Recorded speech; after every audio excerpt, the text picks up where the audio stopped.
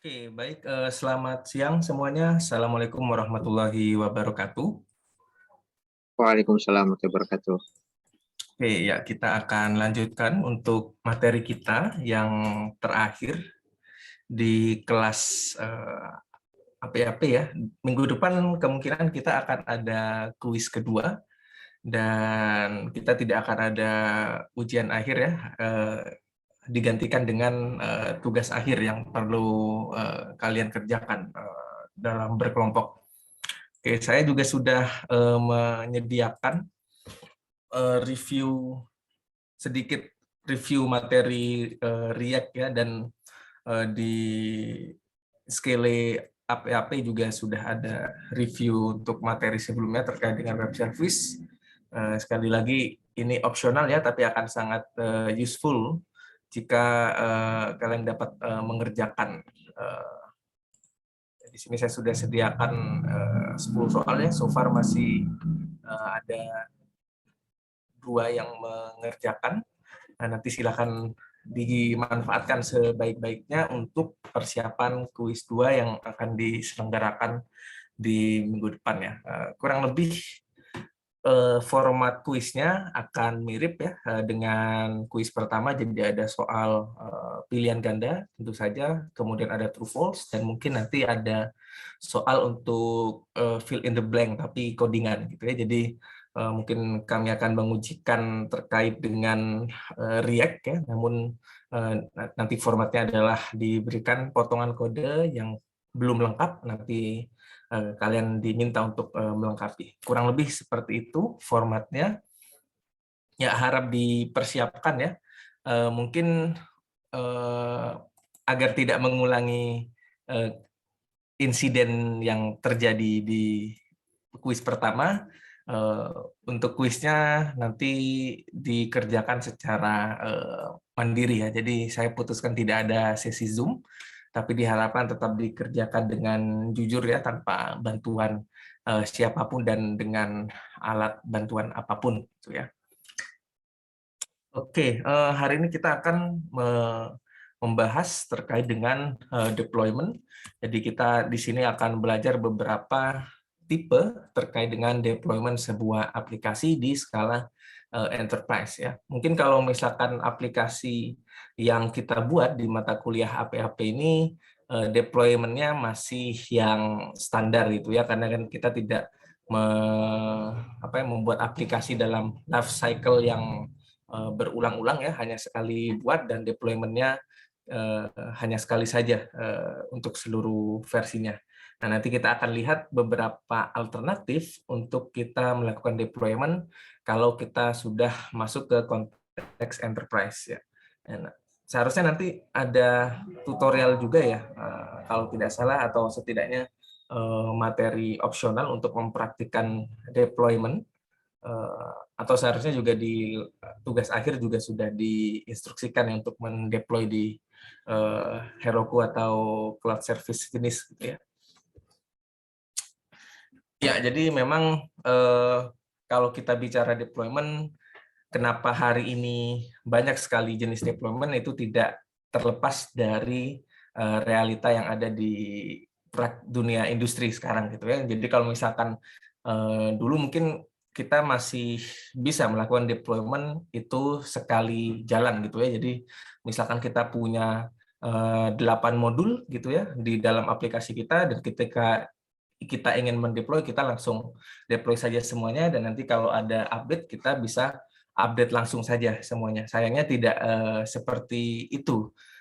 Kenyataan di hari ini mengupdate seluruh modul secara sekaligus itu akan memiliki risiko-risiko kegagalan yang cukup akan memberikan dampak negatif ya, baik secara reputasi company maupun bahkan secara cost ya. Kalau misalkan sistem kita down beberapa menit saja, itu sudah akan menimbulkan kerugian finansial yang lumayan. Dan di era yang begitu cepat ini, tidak heran time to market itu adalah sesuatu yang paling dikejar oleh company yang beroperasi di bidang IT. Apa itu time to market? Jadi waktu rilis diupayakan secepat mungkin kenapa diupayakan secepat mungkin untuk menangkap momentum di market gitu ya. Misalkan kita katakanlah bekerja atau membuat sistem e-commerce gitu ya, tentu persaingan yang begitu ketat menyebabkan kita perlu untuk memberikan inovasi secara terus-menerus, dan kita tidak mungkin untuk bisa memberikan fitur secara cepat gitu ya tanpa strategi deployment yang memadai gitu ya, yang sesuai gitu.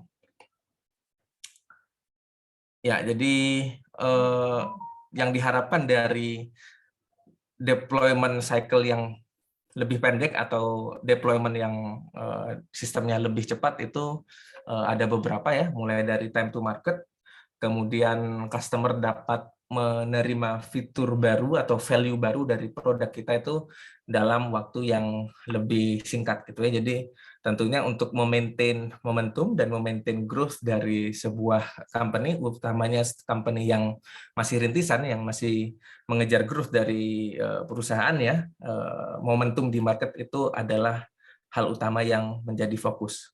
Nah, selain itu dengan kita memberikan fitur, mendeploy fitur itu secara lebih cepat gitu ya, kita akan mendapatkan feedback dari customer itu dengan lebih dini juga, sehingga kalau misalkan ada sesuatu yang perlu diimprove itu bisa secepat mungkin difasilitasi. Nah, kalau kita tetap menggunakan strategi yang tradisional, jadi menunggu seluruh fitur itu untuk jadi terlebih dahulu, lalu kita deploy secara bersamaan keseluruhan, selain time to market-nya sudah kelamaan, kita juga tidak akan mendapat feedback secara dini gitu ya. Kalau ada feedback dari user dan sudah terlanjur kita deploy secara keseluruhan, itu maintainability-nya akan lebih sulit gitu ya. Dan cukup berisiko juga kalau misalkan kita menggunakan strategi deployment secara sekaligus gitu ya. Dan juga kalau misalkan kita menggunakan deployment cycles yang lebih singkat juga, mood-nya dari si developer itu juga dapat lebih baik. Kenapa ya? Karena mereka akan lekas melihat hasil pekerjaan mereka secara real untuk diberikan ke customer. Tentu itu akan meningkatkan moral dari tim developer itu sendiri. Ya, sayangnya memang kalau kita mengejar time to market itu deployment tradisional itu memang agak kurang kurang ideal gitu ya. Karena apa? Karena kalau misalkan kita mendeploy kode itu ada risiko kita masih bagi kodenya, atau mungkin ada bugs yang membuat customer experience-nya itu kurang baik gitu ya. Jadi mau kita buat secara deployment secara langsung seluruh modul sekaligus, itu ada risikonya. Bahkan kita untuk basically mendeploy sesuatu pasti ada risiko terkait dengan reliability dan customer experience. Nah, di samping itu juga kita perlu menyadari bahwa saat ini aplikasi itu sudah banyak yang cloud based gitu ya, dan perubahannya akan sangat cepat, dan deployment itu secara cepat memang sudah menjadi kebutuhan secara umum ya di industri sekarang. Nah, dan juga kalau kita pakai microservice juga kita keterhubungan antar modul itu juga matter, sehingga dalam deployment kita juga perlu menentukan strategi yang pas agar kalau ada perubahan itu tidak mempengaruhi sistem-sistem lain yang sedang berjalan juga. Ya, jadi kalau misalkan kita tidak hati-hati dalam memilih strategi deployment-nya, maka ketika ada defect ya di dalam kode kita atau di dalam proses deployment itu ada kesalahan, itu implikasinya akan sangat negatif gitu ya, baik secara teknis maupun secara bisnis. Ya, dan kita nanti perlu mengenal beberapa strategi deployment yang populer gitu ya. Ini mungkin hanya kita bahas 6 ya. Yang paling basic adalah yang Big Bang gitu ya, di mana kita seluruh modul di deploy sekaligus, kalau ada update juga di update secara keseluruhan gitu ya. Ini yang mungkin paling basic ya, yang kita lakukan di mata kuliah APAP mungkin ya agak mirip dengan Big Bang gitu ya. Jadi kita tidak melakukan pembagian production server ya. Jadi hanya ada satu, dan kita ketika ada update modul kita harus deploy ulang semuanya gitu ya. Dan nanti ada beberapa jenis lagi seperti rolling deployment, blue-green deployment, A/B testing, canary deployment, dan shadow deployment. Ya, jadi kalau kita deskripsikan Big Bang deployment ya, sama seperti namanya ya, Big Bang ya. Jadi satu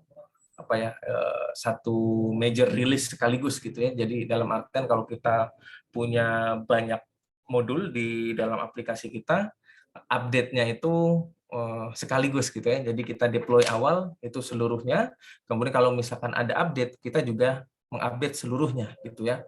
Jadi update yang atau modul yang baru itu mengganti secara keseluruhan modul yang lama gitu ya.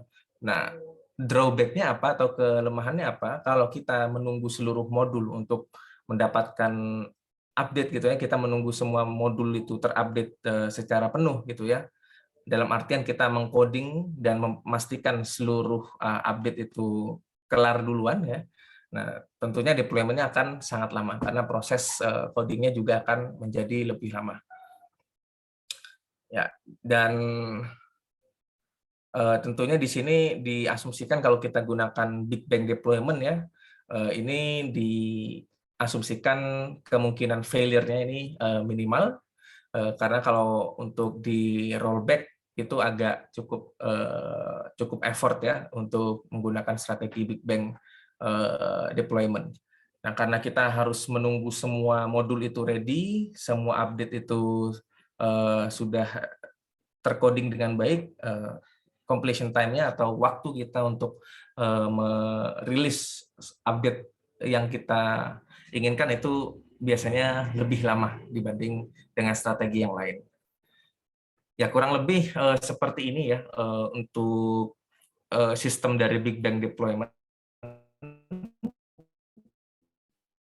Jadi kita bisa fokus ke sini aja ya. Jadi misalkan kita memiliki suatu modul atau suatu aplikasi gitu ya, atau suatu package. Misalkan ada 3 package ya, atau 3 server di sini. Di awal kita deploy versi awalnya, dan kalau kita ingin mendeploy update-nya ya kita harus update ke tiga-tiganya ya. Nah, ini layanannya ini harus diupdate secara serentak gitu ya. Jadi Big Bang kata kuncinya ini deployment yang serentak ya. Jadi kalau ada perubahan, kalau misalkan ada 3 server ya tiga-tiganya harus diupdate gitu ya. Tentu Big Bang ini cocok kalau misalkan kita mengerjakan program atau aplikasi yang sederhana ya, seperti ini saja sebenarnya sudah cukup. Namun kalau misalkan kita mengejar time to market, tentu Big Bang bukan opsi yang cukup ideal untuk mempercepat proses deployment. Ya, jadi pros dan cons-nya, kelebihannya adalah sebenarnya lebih easy ya to setup, karena kita tinggal melakukan deployment ulang gitu ya secara keseluruhan. Kita tidak perlu mengkonfigurasi secara advance, berbeda dengan misalkan kita gunakan A/B testing gitu ya. Tentu kita harus mengatur lebih lanjut load balancer-nya itu diarahkan ke siapa ya. Jadi untuk setiap akses dari user masih perlu harus kita konfigurasi dia akan mengakses versi yang mana. Nah, kalau di Big Bang dia cukup straightforward. Jadi kalau kita ingin melakukan update ya kita semuanya langsung diperbarui, dan konfigurasinya juga minimal karena ya hanya binary gitu ya. Jadi mau dia pakai versi lama atau versi baru, antara 2 opsi itu saja. Nah, cons-nya atau kekurangannya adalah potensi failure-nya ini cukup besar gitu ya. Jadi kalau misalkan kita langsung secara total kita deploy versi baru dari aplikasi kita, kemudian aplikasi tersebut itu ada permasalahan, umumnya downtime-nya akan lebih lama gitu ya. Kalau apalagi kalau misalkan ada yang tiba-tiba muncul ya error yang kita tidak antisipasi sebelumnya, jadi akan cukup menyulitkan gitu ya. Nah, ya berbeda dengan rolling deployment ya. Jadi ini versi lebih granular, lebih gradual ya maksud saya. Dalam artian kalau tadi di Big Bang deployment kita langsung mengupdate atau mendeploy semua modul itu secara serentak. Nah, kalau di rolling deployment dia akan maintain old version dan new version secara bersamaan gitu. Ya, jadi misalkan kita punya state awal di sini sebuah aplikasi. Nah, kita bisa gunakan rolling deployment untuk mengganti secara bertahap gitu. Misalkan di modul atau server satu dulu yang kita update. Kemudian baru kita masuk ke server 2, kemudian baru masuk ke server 3 hingga nanti akhirnya seluruhnya terupdate. Jadi rolling deployment ini adalah versi lebih gradual atau deployment yang lebih bertahap dibandingkan dengan Big Bang yang sekali jadi. Ya, sehingga di sini diharapkan untuk potensi efek karena error pada deployment yaitu minimal gitu ya, karena kalau misalkan di server satu atau package satu ini yang kita deploy ini ada permasalahan, kita masih punya dua package yang lain atau server yang lain untuk bisa melayani request-nya. Nah, begitu juga seterusnya hingga secara bertahap ini kita bisa mendeploy secara penuh baik ketiga server yang kita miliki gitu ya. Jadi rolling ini intinya seperti ini diagramnya. Ya, ini sebenarnya juga masih cukup easy untuk di setup, hanya tidak mengubah secara keseluruhan, hanya server-server yang ingin kita ingin update yang kita deploy. Kemudian untuk perilisan versionnya itu lebih bertahap gitu ya, sehingga kalau misalkan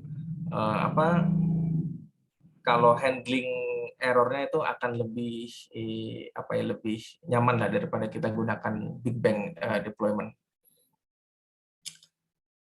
Ya, kemudian di sini cons-nya adalah roll out atau rollback. Kalau misalkan ada error tetap masih take time ya.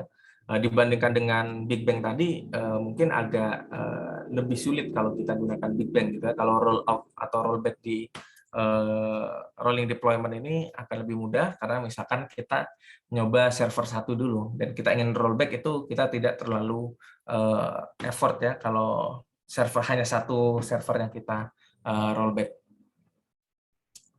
Kemudian support ke multiple API ini masih terbatas dan agak susah, dan juga tidak ada kontrol terhadap trafficnya gitu ya.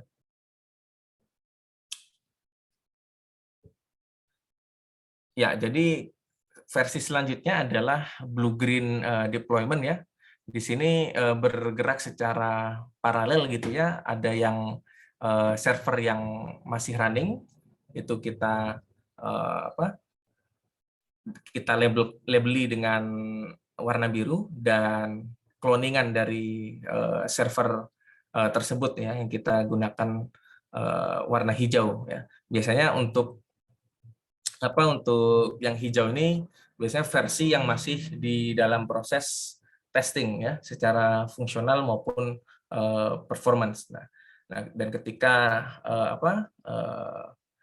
si server cloning tersebut itu sudah dipastikan secara fungsional dan performa itu sudah baik, baru kemudian arah atau load dari user kita ganti ke ke si server yang berwarna hijau ya.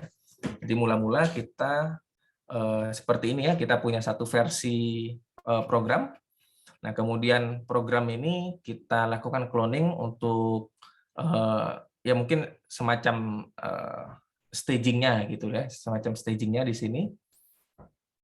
kita lakukan cloning untuk aplikasinya, kemudian kita lakukan testing. Ketika testingnya ini sudah berhasil, maka kita lakukan switch dari load balancer-nya. Jadi misalkan user awalnya mengakses server yang biru ini, nah kalau misalkan ini sudah dilakukan switch request, maka yang aktif adalah yang green server ini, dan yang blue akan di drop pada akhirnya, ya. Sehingga tidak coexistence lagi, dan kita bisa menikmati versi terbaru dari aplikasi kita, itu blue green.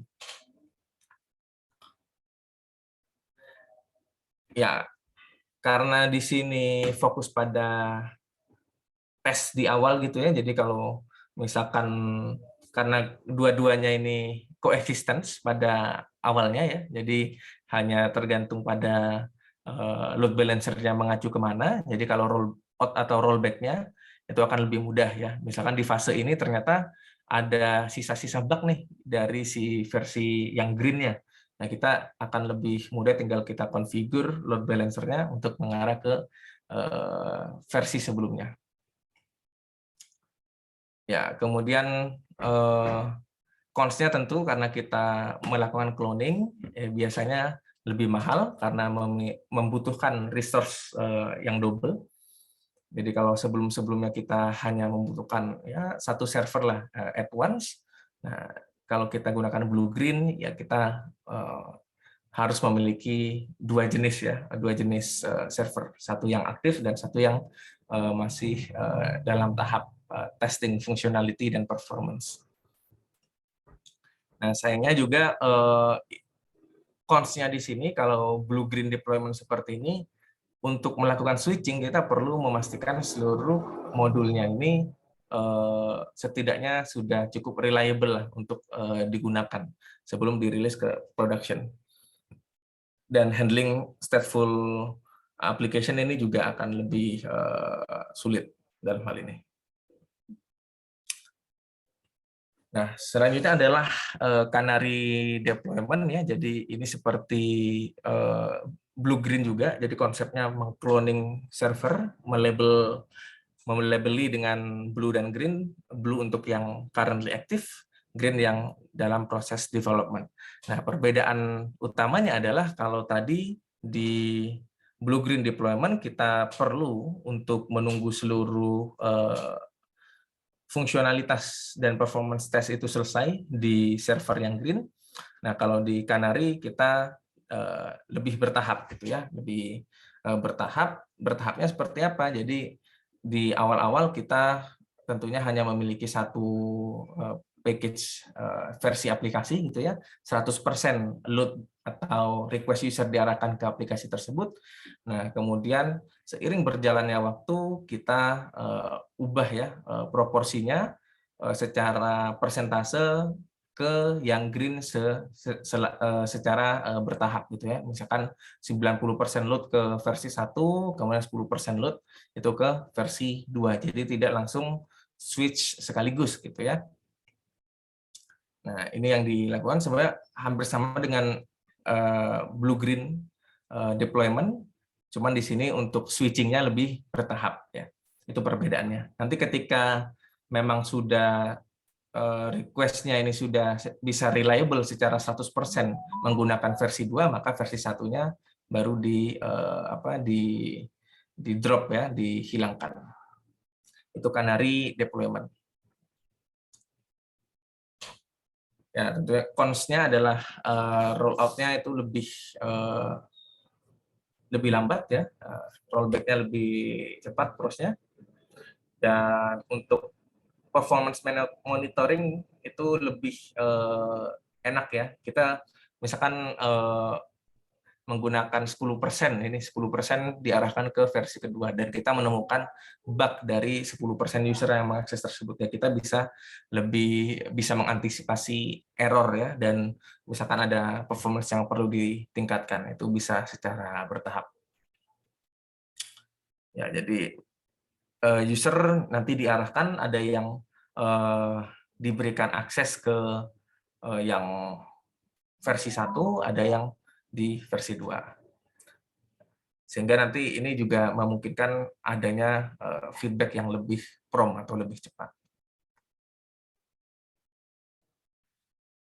Ya, jadi kemudian ada yang namanya A/B testing ya, kurang lebih mirip ya dengan konsep melakukan pembagian. Intinya A/B testing membagi user ke dua jenis versi aplikasi gitu ya. Biasanya untuk kita ini fokus pada melakukan testing dan menggali feedback dari user terkait dengan suatu rilis tertentu ya. Jadi kalau misalkan kita lihat pakai Twitter misalkan ya, beberapa ada yang sudah mendapat tampilan baru dari Twitter misalkan, beberapa ada yang masih memakai tampilan lama. Nah, itulah yang dilakukan dalam A/B testing sehingga nanti bisa dilihat dalam proses penggunaan kedua versi tersebut mana yang lebih baik secara impresi dari user. Ini bisa digunakan juga, kita gunakan A/B testing ini untuk melakukan user experience research gitu ya. Jadi di sini lebih ke mengimprove atau memfasilitasi eksplorasi business decision ya daripada deployment strategi. Ya.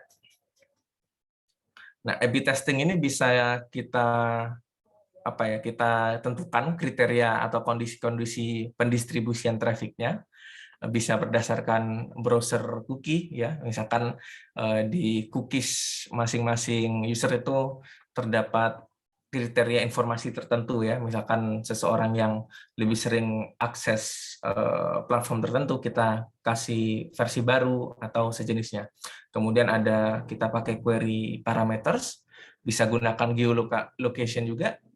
Jadi misalkan untuk user di daerah di server US misalkan, atau yang dia trafficnya datang dari US kita kasih duluan, sementara di Indonesia belakangan itu A/B testing contohnya menggunakan geolocalization.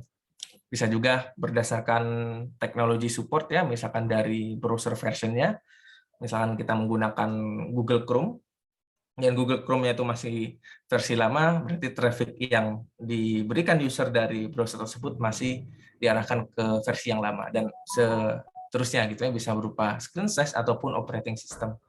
Bisa juga dari konfigurasi bahasa yang digunakan gitu ya. Ini A/B testing. Ya sebenarnya hampir ini ya, hampir kalau dari sisi teknisnya mungkin agak mirip ya dengan Canary deployment, cara deploy-nya. Cuman di sini mungkin fokusnya kalau A/B testing ini lebih ke aspek bisnisnya daripada ke aspek teknisnya. Nah, jadi kita bisa bagi ya A/B testing, kalau misalkan kita punya versi A dan versi B, biasanya versi B ini versi yang lebih baru yang kita propose ke user, dan nanti kita evaluasi. Ini kita biasanya kalau PM itu punya matriks tersendiri ya, kira-kira apa yang ingin dievaluasi dari suatu versi. Nah, nanti hasil dari A/B testing ini, misalkan statistik atau matriks yang kita ukur, itu bisa dijadikan business decision apakah kita akan melakukan switching dari versi 1 ke versi 2, atau kita tetap saja, atau masih perlu melakukan improvement di versi yang barunya.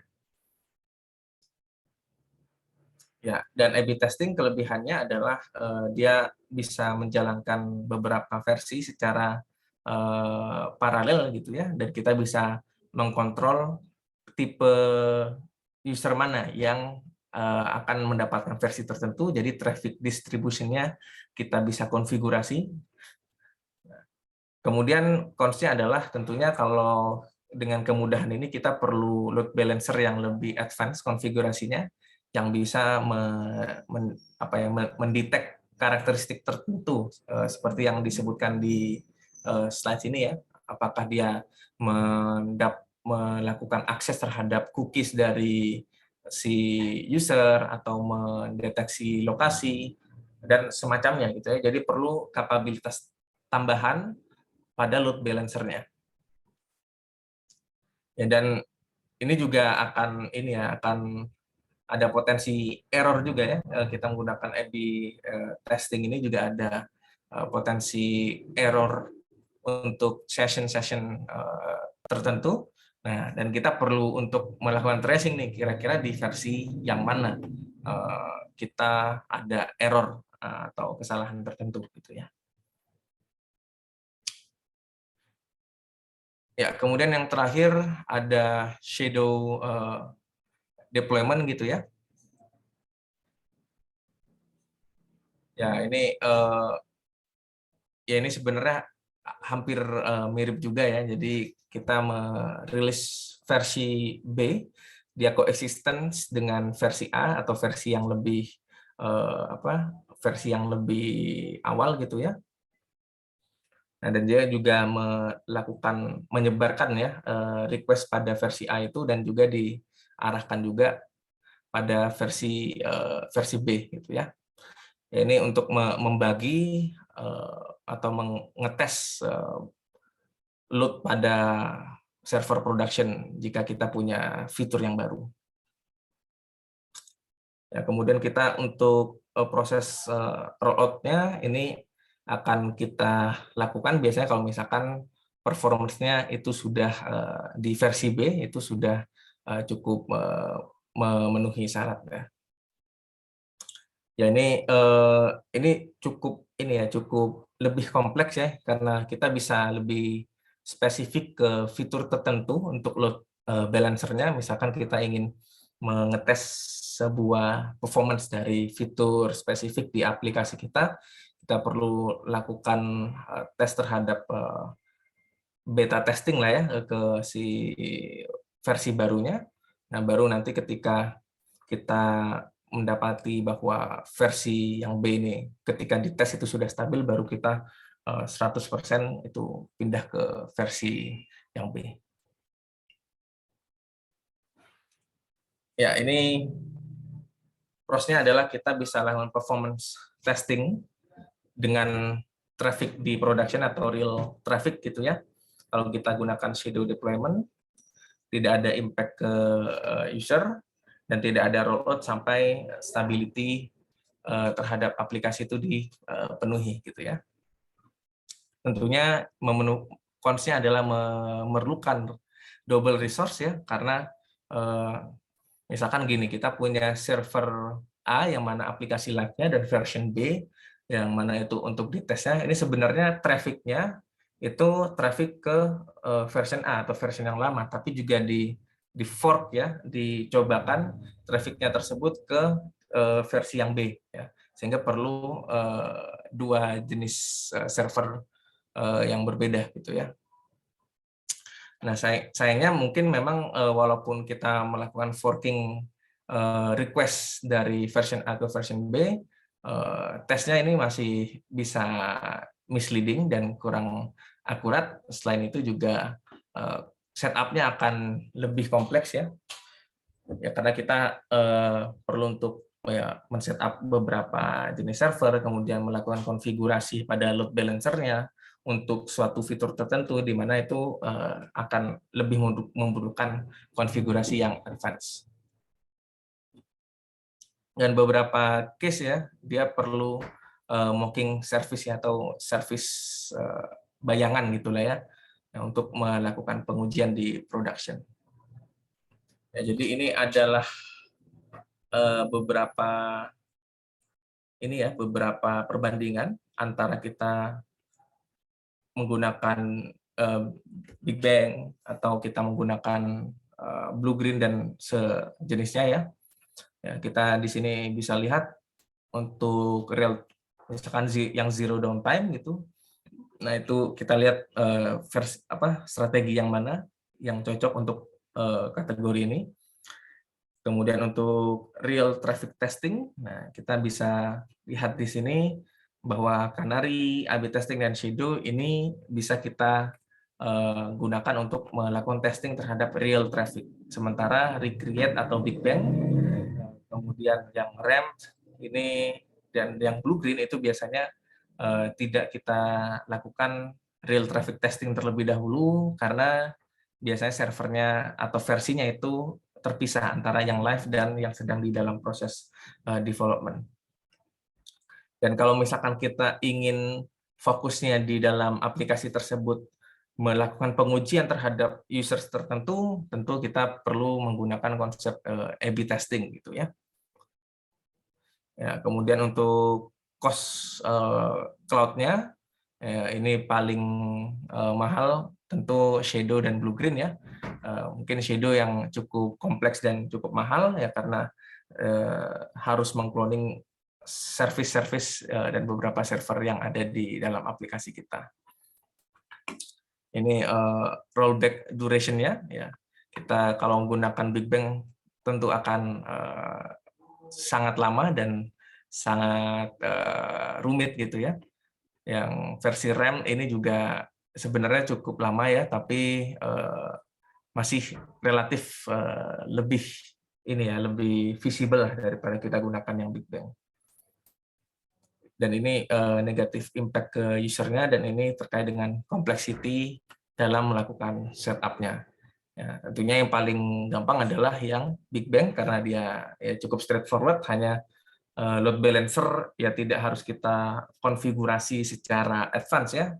Kita hanya mengganti version dan versi yang lama di override dengan version yang baru. Sementara kalau kita gunakan A/B testing atau shadow itu nanti kita perlu advance configuration di masing-masing load balancer-nya.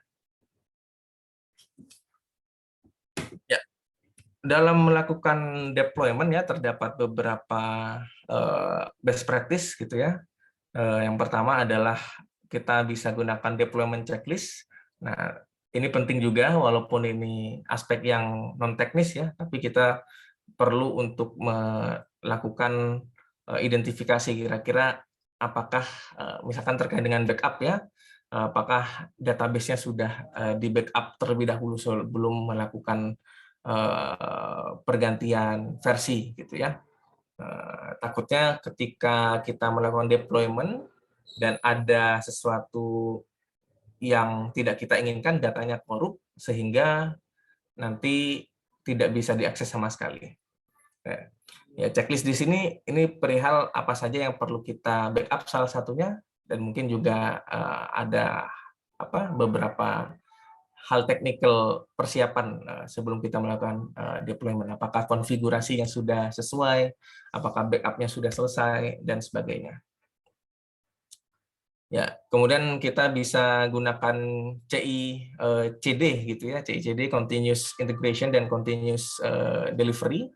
Ya, jadi kita bisa lebih cepat dalam melakukan update terhadap program kita ya. Umumnya kalau kita bekerja dalam agile environment, CI/CD ini adalah sebuah saya bisa bilang salah satu hal yang wajib ya, perlu diwajibkan untuk diimplementasikan si CI/CD ini.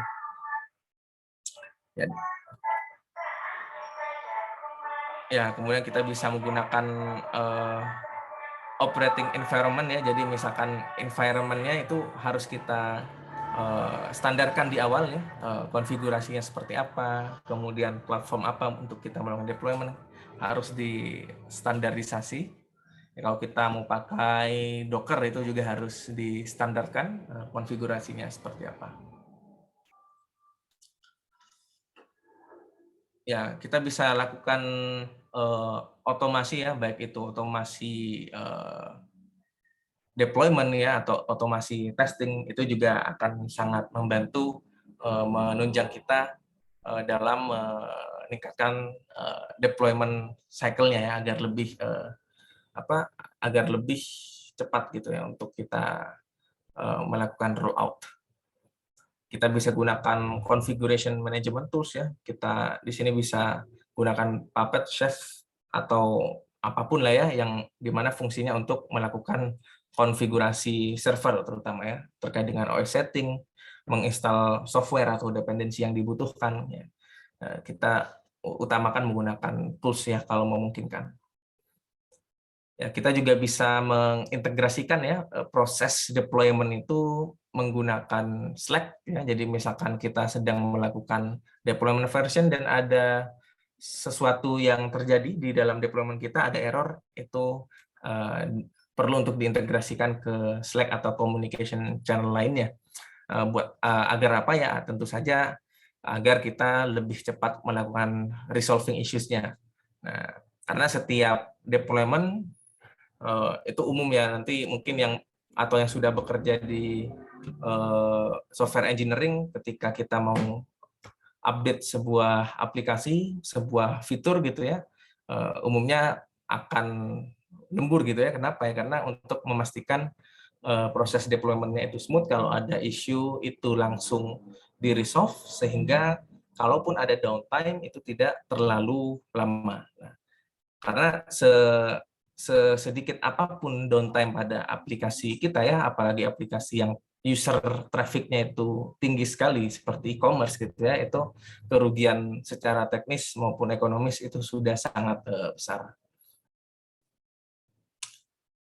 Ya, kemudian intinya kalau best practice-nya, kalau bisa kita otomasi prosesnya, kita gunakan otomasi gitu ya, agar kita lebih fokus pada hal yang lebih substansial seperti resolving issues kalau ada, sehingga kita tidak perlu melakukan hal yang sama berulang kali ya.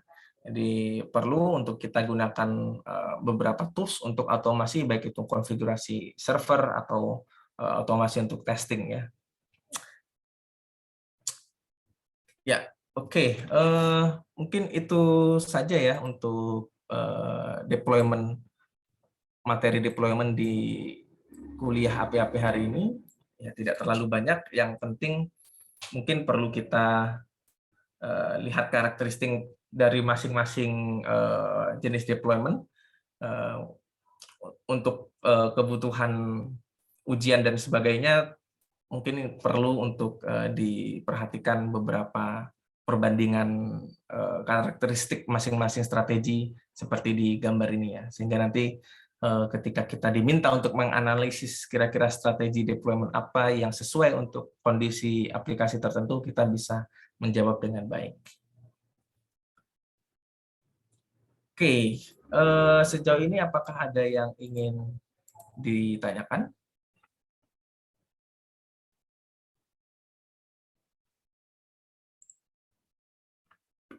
Oke, kalau tidak ada, saya rasa cukup demikian dulu ya untuk materi deployment hari ini.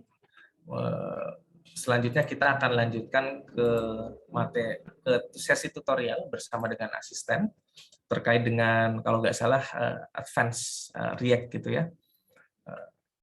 Nanti kita akan sama-sama belajar ya di tutorial.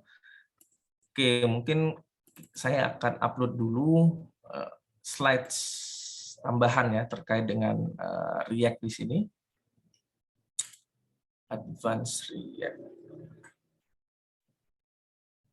Ya, Advanced React nanti saya akan berikan. Ini silakan untuk dieksplorasi juga, mungkin sebagian akan diujikan di dalam kuis kita.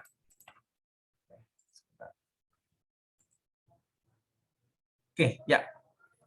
Oke, kalau tidak ada, saya cukupkan dulu untuk sesi materi kita hari ini. Selanjutnya akan dilanjutkan oleh tim asisten untuk tutorialnya.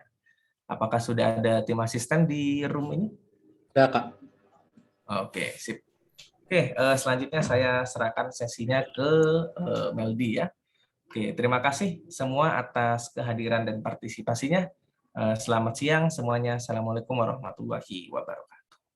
Waalaikumsalam warahmatullahi wabarakatuh. Terima kasih, Kak. Terima kasih, Kak.